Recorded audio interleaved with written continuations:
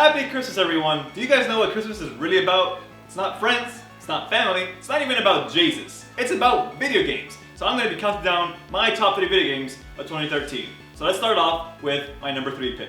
Which one do you like more, this one or this? BioShock Infinite. It is beautiful and the cage is somber, but there's really something special about it. So I've never been a big fan of the BioShock series. In fact, I actively disliked the first one. I didn't think the plasmids were handled very well. I didn't like the shooting in that game. Plus, I'm not a big fan of survival horror. But BioShock Infinite changed all that.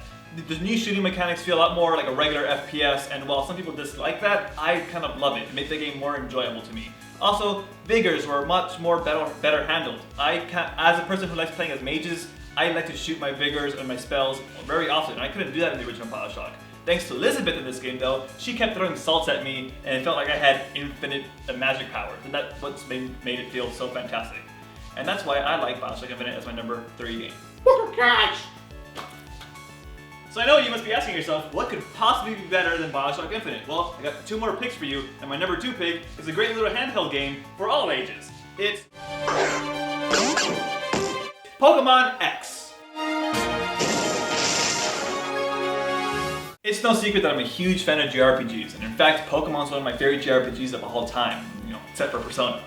And so that's why it takes a spot as number 2. This is the video game I had the most fun with the entire year. I played it throughout an entire weekend, about 40 some odd to 50 some odd hours, and it was so incredibly fun is the only way I can describe it. There's a bunch of new little systems, with the polygonal Pokemon, the new character customization. I play as a girl, so I just go and buy all these new little cute tank tops and cute sweaters and cute shorts. Weird, I know, but it was just so much fun. Plus, the new online system, the PSS, it's almost magical in the way it works. You can battle with anyone online or trade with anyone online without even having to see them or register their friend code, because friend codes kind of suck. Plus, the Wonder Trade system. It's this cool little system where you get a Pokemon from your box, send it up, and then wait for someone to give you something new. And the cool thing is that you don't know what you're getting until you open it. And it's kind of like this cute little surprise gift-like thing from people in Japan or people all over the country. Pokemon is great, and if you haven't played Pokemon, you gotta get a 3DS and play Pokemon. So here we go, my number 1 video game for the entire year. It's a video game that resonated with me so deeply, and it's... I'm sorry I can't be there to see you. I'm just sorry. Gone Home. But please. Gone Home. What can I possibly say about this game that I haven't said already? Probably not much, because I reviewed this game a couple months ago on my channel, and if you saw that video, you noticed that I almost cried quite a couple times in that video. That's because I had such an emotional connection to that video game. It's this amazing little intimate, beautiful, magnificent game that it's kind of hard to describe only because I want to avoid the spoilers.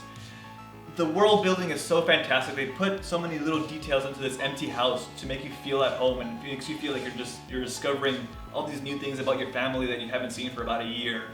Plus the voice acting of that game just sells the characters so well. And even the resolution of that game, it's a little bittersweet, and I kind of just want to end it there without spoiling anything, because you gotta go into this game clean. You can't know anything about this game when going in. Plus, if you're one of those people who say Gone Home isn't a video game, kindly go fuck yourself. It's obviously a video game. You're playing as a character, you're moving through the house, and you might only be picking up things for story reasons. That's more than enough to call it a game, I say. Go play Gone Home. It's on Steam, it's on their website. If there's ever been an argument for games as art, this is it. So those are my top 3 video games of the entire year, but wait, there's more, kind of like Billy Mays would say. We got 2 more people coming on my channel later today telling you what their favorite video games were. Plus, we have a link in the description you can click. It's a podcast, about an hour long, of us talking about our favorite video games and coming to the decisions that we came to in these videos. It also answers the question, how come The Last of Us isn't on this list? So, to help you listen to that, and I'll catch you guys in a few days. It's not even about Jesus. I like that though. I like it.